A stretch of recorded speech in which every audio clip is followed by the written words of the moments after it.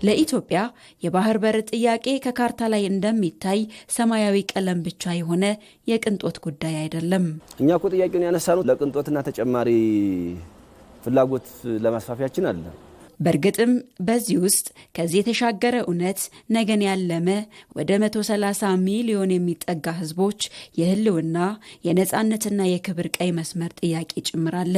የባህር በር የኢትዮጵያ የማንነት አካል ነው፣ የታሪኩ አካል ነው እና አንድ ነገር የማንነቱ አካል የታሪኩ አካል የሆነውን ነገር ጥሎ ወይም ደግሞ ትቶ ሙሉ ህልውና ይኖራል ማለትም አይቻልም እና እጅግ በጣም የህልውና ጥያቄ ነው ማለት ነው። ይህን ጥያቄ በታሪክ ስህተት በትውልድ ስህተት አገሪቷ እንድትቆለፍ ሆኗል። አሁን በሆነ አጋጣሚ በተሰራ የትውልድ ስህተት በሆነ አጋጣሚ ደግሞ አገሪቷ የህልውና ፈተና ሲደርስባት የመተንፈስ ያለ መተንፈስ ጉዳይ ሲደርስባት እንደ ሀገር ሉዓላዊነቷን እንደ ሀገር ህዝቧን ጠብቃ የማስቀጠል የመቀጠል ፈተና ስለሆነባት ወደ ነበርኩበት ግዛት ልመለስ በህጋዊ መንገድ ብላን ይጠይቃቸው። ኢትዮጵያ በየዓመቱ ለወደብ ኪራይ የምትገብረው በቢሊዮን የሚቆጠር ዶላር እንደ ቀዳዳ ፌስታል የልማት ውሃዋን ያፈሰዋል። በአሁኑ ወቅት ወደብ አልባ ሀገር መሆኗ ደግሞ የኢኮኖሚ እንቅስቃሴዋ በሌሎች ቤት ውስጥ እንደሚኖር ተከራይ አድርጓታል። ለኢትዮጵያ የባህር በር አስፈላጊነት ከእያንዳንዱ የዜጎቿ ጥያቄ ጋር የሚያያዝ ነው። እናም ኢትዮጵያ ኢኮኖሚዋን ብሔራዊ ጥቅሟን ማስከበሪያ መንገዷን ጀምራለች። ኢምፖርት አለን፣ ኤክስፖርት አለን። ይሄ ኤክስፖርትና ኢምፖርት ቫልዩ አለው፣ የራሱ ቫልዩ አለው። እስከ 20 ቢሊዮን ዶላር ያወጣል። ይሄንን ዲፔንድ ሆነን የምናስተላልፈው በባህር ወደብ ላይ ነው። ስለዚህ ይሄ ተጎዳ ማለት ኢኮኖሚያችን ይሄን ያጣል ማለት ነው። ከዛ በተጨማሪ ደግሞ ለሎጂስቲክስ የምናወጣው ለባህር ወደብ የምናወጣው አለ፣ ወጪዎች አሉ።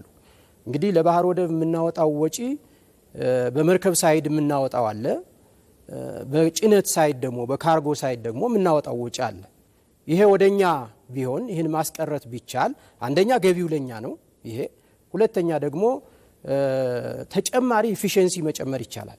የባህር በር ጉዳይ የትርፍና የኪሳራ ስሌት ብቻ አይደለም። ጂኦፖለቲካዊ ውጥረቶች በቀጠናው በናሩ ቁጥር የንግድ መስመሮች በሌሎች ሀገራት ፍቃድና ፍላጎት ላይ ብቻ መመስረታቸው ብሔራዊ ደህንነትንም ለከፍተኛ አደጋ ያጋልጣል። ለኢትዮጵያ የባህር በር ማግኘት የኢኮኖሚ ነጻነትን ከማወጅ ባለፈ እንደ ሀገር በራስ የመተማመንን አቅም ዳግም መገንባት ነው። ከላንድ ሎክድ ሀገሮች ደግሞ ከፍተኛ ህዝብ ቁጥር ያላት ነች ኢትዮጵያ።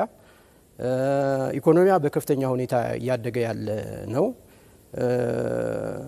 በወደብ ስናጣ 1 ሚሊዮን ምናምን ቶን የማይበልጥ የነበረን ወጪ ገቢ ዛሬ እስከ 20 ሚሊዮን ሜትሪክ ቶን ወጪና ገቢ ንግድ ማስተናገድ ወይም ደግሞ ማንቀሳቀስ የምንችልበት ደረጃ ደርሰናል። ይሄ በ2030 ደግሞ እየጨመረ ወደ 35 እስከ 34 ሚሊዮን ሜትሪክ ቶን ይሄዳል። ስለዚህ ፖፑሌሽኑም በዛው ልክ እያደገ ነው የሚሄደው። እስከ 200 ሚሊዮን እና ከዛ በላይ የሚደርስ ህዝብ ይደርሳል ተብሎ ነው የሚተነበየው። ስለዚህ ይሄ ሀገር እንደ ትልቅ ህዝብና ትልቅ ሀገር ትልቅ ኢኮኖሚ እንደሚያንቀሳቅስ የባህር በር መኖር ግዴታ ነው። ባህሩ ለኢትዮጵያ ሩቅ ሊሆን ይችላል፣ ነገር ግን የነጻነት ጥሪው ከእያንዳንዱ ኢትዮጵያዊ ልብ ጋር ተዋህዷል።